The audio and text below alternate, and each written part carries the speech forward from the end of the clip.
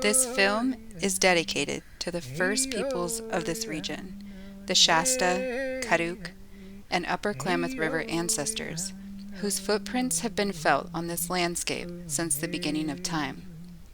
We extend full honor to them for the ways they kept the home fires burning, fought hard to maintain and secure a foothold, and built legacies for us to carry on. We tell this story for our future generations.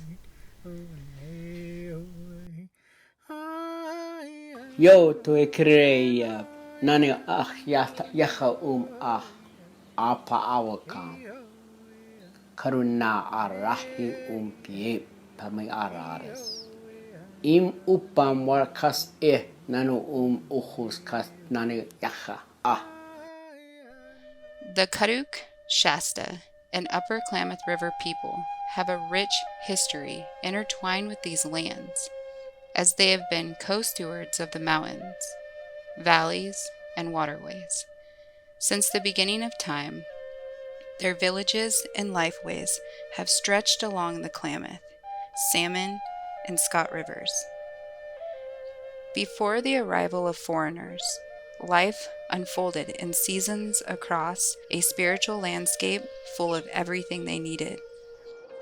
Inherent gifts of abundance, like the salmon, a revered spirit that provided not only sustenance, but also held a deeply profound cultural and spiritual role. The ancestors acknowledged a deep understanding of the cycles of the salmon, with their migration symbolizing resilience and renewal. I've always just heard that the salmon was given to us for us to survive on, us to feed, and we're to not overdo it. We're not to take more than we need. We take what we need just to take care of us and our tribe, and it's supposed to always be there for us. Acorn, another vital food source, provided nutrition and a deep connection to the land. The ancestors were known to take great care of their oak environments, as it was seen as a gift from Creator. From time immemorial, healthcare had an abundance of resources in the form of food systems and medicinal plants. Before colonization, I believe we were very healthy people. We didn't have many medicines because we didn't need them, because our diet was very nutritious and rich. It didn't have the pollution. It didn't have the garbage in it. It was stronger and richer back then. And so the health of the people was stronger and richer.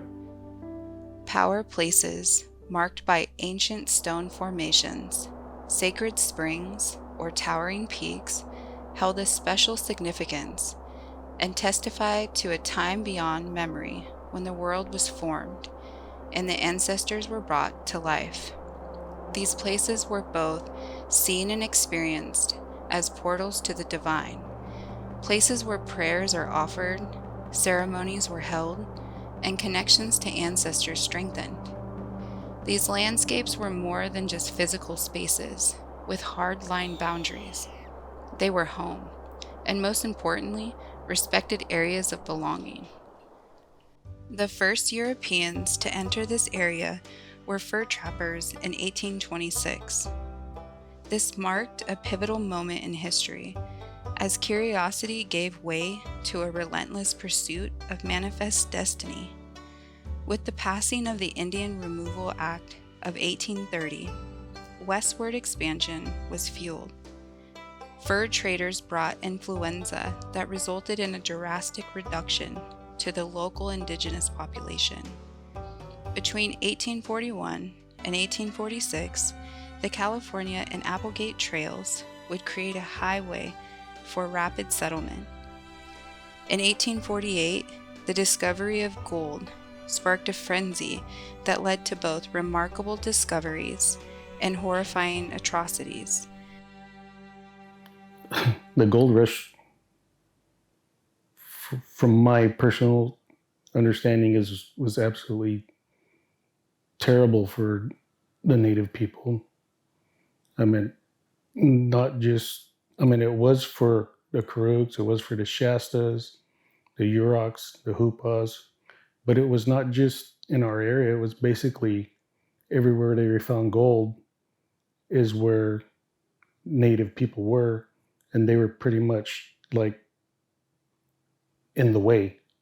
And it was like, let's just go ahead and kill them because we weren't considered people, which to this day I have a hard time with, but you gotta go on.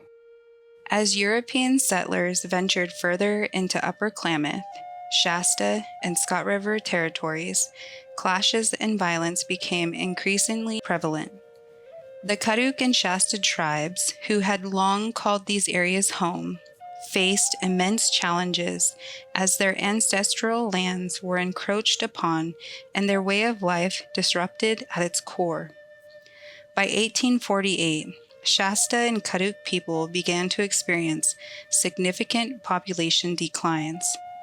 The gold rush would live for nearly 90 years, causing profound and permanent damage to the landscape and its people. People came in with a vengeance, right? We're going to clear this landscape, we're going to make it ours. They basically had no care for the habitat. They just cared about getting the gold. In 1850, California would enter the state of the Union. California would legalize the final charge in the brutal treatment of all remaining Indians left in the 19th century. At the height of this reign of terror between 1851 and 1852, Katamin, the spiritual center of the Karuk world, would be torched, and settler establishments would be erected in its shadow. Along the Klamath River, Karuks fled to the high mountains and remote places to seek refuge. A military fort was erected at Fort Jones in 1852, hosting 9 buildings and a bevy of soldiers. At this time, nearly 2,212 mining claims were operational and fully encroached on all ancient villages from Scott Valley to the Klamath. A confusing and stressful time, relations between miners, settlers, and Indians grew cold. False promises of treaty negotiations and established reservations in the Karuk and Shasta areas would prove to be nothing more than false hopes of protection.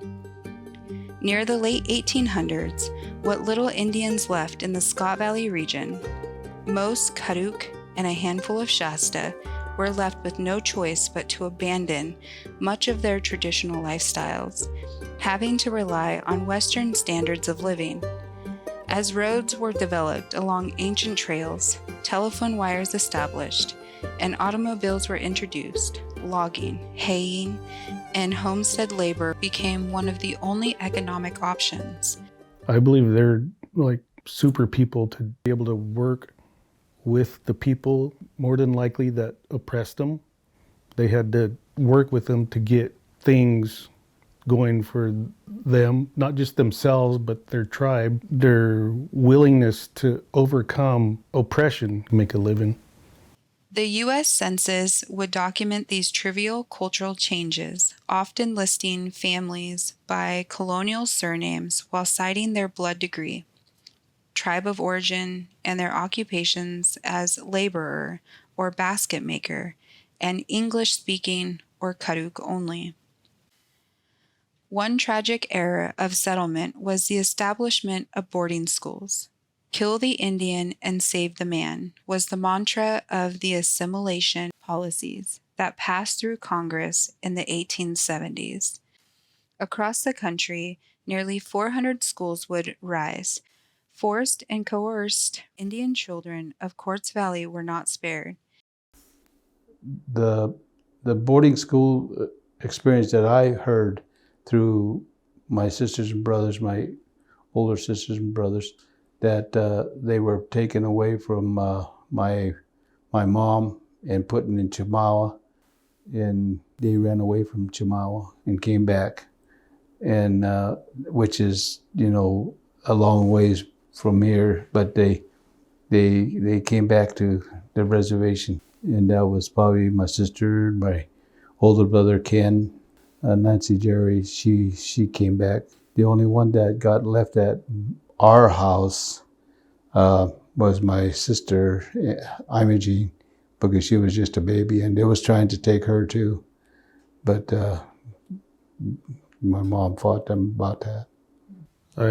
My grandmother attended a boarding school where she she told me where she was stripped of her language, stripped of her beliefs, and all everything that, well, she wasn't stripped. They tried to strip it, I should say, because she said it never left her. They beat her for speaking her language, and then my Uncle George went to boarding school, and my Aunt Trina, I know, went to boarding school. These schools would operate in this fashion well into the 20th century. As the pressure of progress rattled on, 13 families of Karuk and Shasta descent would maintain their foothold in the Quartz Valley area. The year 1934 marked a significant milestone with the establishment of the Quartz Valley Indian Reservation as a sovereign entity through the Indian Reorganization Act. This congressional legislation, also known as the Wheeler-Howard Act, aimed to reverse the destructive policies of forced assimilation and land dispossession. This act not only authorized land for the Karuk and Shasta peoples in Scott Valley, but also recognized their inherent sovereignty, although requiring their unique sovereignty to function as a single social political system. Soon after the tribe was established, World War II erupted, and this conflict drew men from the reservation, some of whom were underage yet bravely stepping onto the battlefields. My dad was old enough to go into service. His brother wasn't. His name was Arthur Case, and when he was 17, they took him into the service too, and he didn't come back because he was killed in the war. Bononi Harry's son was also killed over in World War II too. The war took many unique tolls on the newly established tribe. With determination, the tribe pressed on, facing immense adversity. While some pushed for unity and understanding, others would grapple with acceptance of a shared reservation designated by a Congress for distinct nations. Having to function successfully in American political and economic contexts compounded the reality as the political world moved fast and swift. The Quartz Valley Indian Reservation would not be exempt from the impacts and effects of generational pain, and the ripple effects would result in complicated grief, alcohol use, suicide, lateral oppression, and violence. We've all fought, we've all seen the fight, we've all seen the struggle in our generations and the generations that come and the ones before us. We would have conflicts with farmers being ridiculed going into town, or even somebody just like, oh, look at them over there pointing at you or something, would set things off. Nobody likes you. You have your own routines living there, and then next thing you know, it's gone. That would take people over the edge. Substance abuse, like all the struggles that they've had to go through, the historical trauma. I didn't know why that we were put down. I couldn't see why we couldn't be part of the white society. They came in and they had their teachers and different things, and they would have their social events, and they would never allow anyone of any Indian blood at all to ever go to their social gatherings.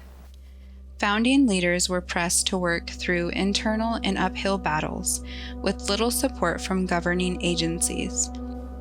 By 1958, through the California Rancheria Act, 44 California tribes were identified for termination, including the Quartz Valley Indian Reservation. With termination talk came congressional promises of land ownership, improved roads, water systems, sanitation facilities, and vocational schools before the termination would become effective. Led to believe termination was a requirement, 49 enrolled Quartz Valley tribal members would be subject to termination regardless of their willingness or resistance to accept it. While the Bureau of Indian Affairs went about distributing tribal assets and denying federal recognition to Quartz Valley members, the federal government failed to live up to its promises. Growing up there on the Quartz Valley, we had access to areas like the Garden Flat area and Isinglass, Snake Tall Creek and Shackleford Creek, High Peak and Mill Creek and the Quartz Hill Mountain, where we've learned to have Easter sunrise services on Quartz Hill Mountain, and a lot of plants that we consider as medicine are identified on that hill. And over on the areas where I mentioned Garden Flat, we used to be able to go up there and look for yew wood to make bow and arrows and stuff to use and sort of keep our culture alive. But that all went away in 1958 when we were terminated. And I might also add that the federal government started the procedures in 1953 and sort of snuck it in on us, and by the time we could ever gather our senses in 1958, we were pretty well terminated. They didn't really know what termination was, but they when they said they was going to give them a piece of land that was theirs like that, that's what kind of brought them, yeah, we want this, because they wanted the land. And there was some people that knew what termination meant, and they was against it. We found out later that when our parents got terminated, us kids got terminated too. All the people like my age that wanted to use the BIA, but we couldn't. We was asked, well, maybe we can go to school, trade school or something. No, not when you're terminated, because they don't take you as an Indian no more. You can't be under the BIA system because you're terminated when your parents were terminated. The Vietnam War would call for another draft of men, and several families would see their husbands, sons, and fathers off to the battlefields. With the timber industry dwindling, jobs were also scarce in the area. With no prior experience with land tax, some families would succumb to large debts, having to sell their portion of land out of financial desperation. I mean, we used to call Quartz Hill Super Mountain, and then Quartz Hill was connected to it, but all those areas, I guess, were lost it somehow during all that kind of stuff. Say like you couldn't pay taxes on a certain property, well, there's your government chance to come in here and just take it away anyways. But I think it was bought out by farmers nearby or something, or something like that. But I think it was pretty bad because you're given certain stuff and you had to probably liquidate some assets to even stay alive. Only a few would remain in the area. Others would be forced to move seeking work. A longing for ties to the homelands and cultural ways would remain strong, and in the early 1970s, Karuk descendants would restore the ceremonial grounds at Karamin. Back then, it happened like in 73 when we restored Karamin and brought the brush dance back. Went down there with a bunch of elders and people backing us to rebuild it, something that got burnt down, for whatever political reasons, and nobody had ever thought we were going to be able to dance there again. You really got to understand that the culture is the main thing here.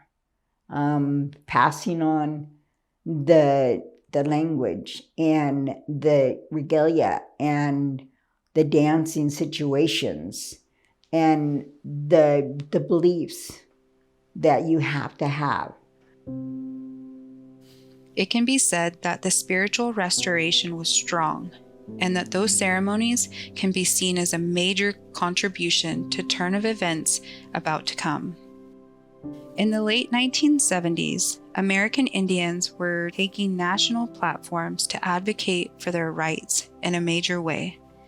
These grassroots approaches, along with strong political advocacy from tribes, raised the issue of restoring tribes as a top priority for Congress. Tilly Hardwick was a Pomo Indian woman who was instrumental in reversing the California Indian Rancheria termination policy. Hardwick filed suit with the assistance of California Indian Legal Services, who decided to make the case a class action, and a path to restoration for 17 rancherias, including Quartz Valley Indian Reservation. Elizabeth Case and Ken Super are remembered as staunch supporters of the Tilly Hardwick movement, hosting meetings and getting folks organized. My mom, Elizabeth Case, rallied around to get everybody to get their land back. That was the main thing. And then we got people involved. Having regained federal status, leadership demands were at an all-time high, given the traumatic experience termination left in the hearts and minds of the people. What they faced really is knowing they can get something, but the hoops that you have to jump through to get it there, that was probably the toughest for them. There's a lot of things you gotta learn to get to that certain area about how to do things, in order to do things, and what ways to do things. Quartz Valley members would be expected to learn the political system by trial and error. Formerly loggers, field laborers, and homemakers, they came to the decision-making table. I got elected into the chairmanship. We started with a office in Fort Jones. And 3 weeks after I got elected into the chairmanship, I went to Washington. They sent the city of Washington, D.C. to appropriation to get money to start up. And there was like five different chairmen that was in the same boat we was in. And when we went into the appropriation, they couldn't come up with what we needed. So I finally told them, I says, we have no money. We don't have no land. We don't have houses, you know. And I go, that's the kind of startup money we need. A couple of years later, we got money. We ended up with getting $300,000 every year for 3 years, which was our startup money. That's when we started buying, like the house over here that we bought for our first office. And that was getting us back on the reservation. We bought land that way. And we looked at land, different spots in this valley. We were trying to get open land so we can build houses easier. But as soon as we talked about a house, about a land, one of the farmers would buy it. So we had 3 times that happen. So they finally, I had my business manager. I asked her to be my business manager, was Cora Tom, which is my cousin's wife. I says, we'll do it just a little different then. I said, we'll get you to buy our land. We had the money, we'll get you to buy our land, which that made a difference right there, that people would sell it to us because they didn't know that Quartz Valley was behind this. So that's how we established buying the land that we have now. Through the turmoil and triumphs of restoring the tribe, a solid foundation was laid. The Quartz Valley people recall leaders who were both daring and effective in their own rights. The first 20 years of restoration was a tough road with countless lessons. The Quartz Valley Indian Reservation would grow immensely in the first 20 years of restoration, from 49 members to nearly 350. The The challenges our Quartz Valley elders faced head-on leave valuable lessons for future generations of members and leaders. One of the major strengths and pillars of hope was the cultural fire that was nearly extinguished. Their determination and resilience, rooted in their cultural heritage, serve as a powerful example to take into the future. Everything that they were doing and saying in their plans, if you think about it, like I can just go back and all these times of meeting, they bring up housing, they bring up healthcare, they bring up education. These were important things that they would bring up, not only like making or bringing back the tribe, but it's about bringing back the tribe for the people and what to give them. And if I look at it now, we've done that. They've done that. That was their goals. We're just fulfilling them. Despite facing numerous challenges and adversities, both personally and professionally, they managed to create a solid foundation. The Quartz Valley Indian Reservation vision reads, "As relatives of the land, we honor our ancestors, community members, and future generations through spiritual wellness, gratitude, compassion, and strength. Our foundation is to embrace and protect Quartz Valley Indian Reservation sovereignty while balancing economic growth with our cultural values. We entrust our journey to our relatives who have come before us and those to follow." We're continuing to grow. We're only getting stronger. We have a functional government that manages finances. That we are very futuristic in the sense that we treasure our children, but that we rely on the wisdom of our ancestors and our elders, and that will continue to grow. We have a fire station, we have a clinic, we have education, we have a gym, we have a tribal office, we have a behavioral health, fitness centers. We have all this, and we have new goals, and we're gonna hit those. Maybe I might not be on the council when we get there, but at least I could say, oh, I contributed to that. And it doesn't stop with me, my generation. It's gonna go on to the next generation. Over 40 years since restoration, Quartz Valley has made remarkable strides. The Quartz Valley members themselves are the greatest source of strength in every age category. To me, the gauge is the kids. If you see the kids coming out healthier, less stigma, more happy, less suicidal ideations. I think the younger generation really inspires me because I want them to see us move forward and do things for them so they can continue doing things for the younger generation. I want them to know that there's off-reservation, there's a big world out there. This place will always be here because of what we put in place. Go out and explore, get some education, get some experience, come back and lead us.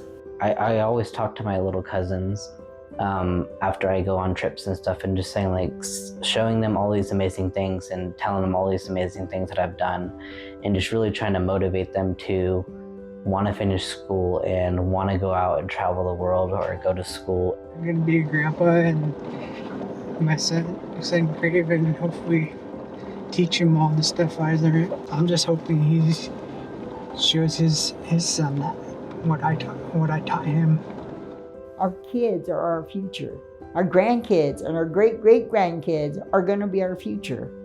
And they're going to go up, and they're going to build what they need to do. I'm going to be looking down, and I'm going to be praising my grandkids and my family.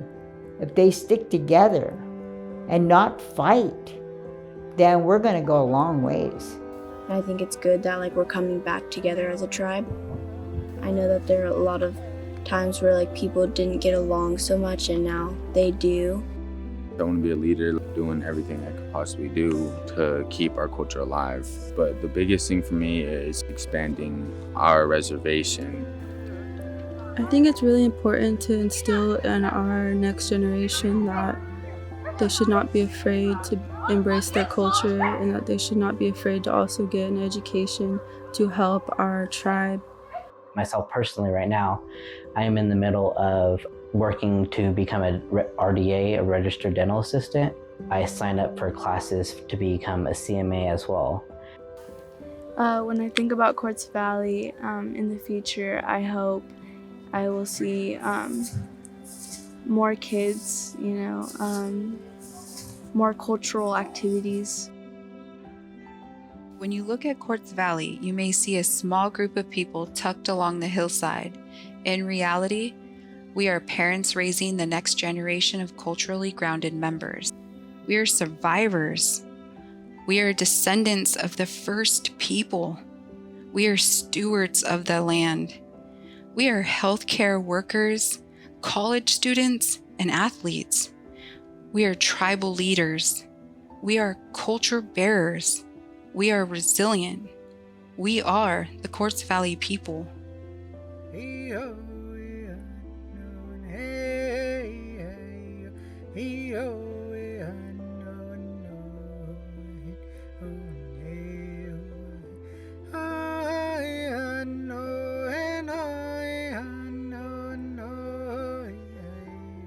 Yo.